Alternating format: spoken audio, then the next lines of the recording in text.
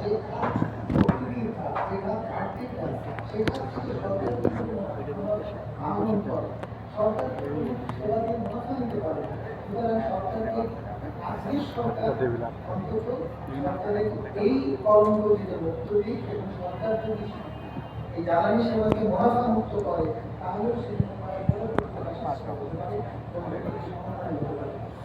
বিদ্যুৎ উৎপাদনের কথা যেটা আমি আশা করেছিলাম যে প্রফেসর এজাজ বললেন, তিনি বক্তব্য ভুলে গেছেন। এই বিদ্যুৎ উৎপাদনটা আমাদের বিদ্যুৎ চাহিদা মেটায় না।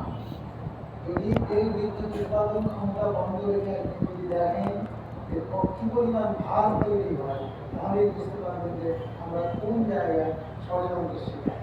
এই বিদ্যুৎ উৎপাদন যদি অবিলম্বে বন্ধ করেন তাহলে 30,000 কোটি টাকা খরচ করে। তাহলে বিচার করতে বিদ্যুৎ উৎপাদনেই সাশ্রয় করা সম্ভব। এই জায়গাগুলোকে চিহ্নিত করেন এবং যে কথা বলে 62,000 কোটি টাকা শুধু বিদ্যুৎ খাত দিয়ে দেওয়া হচ্ছে যে ভর্তুকি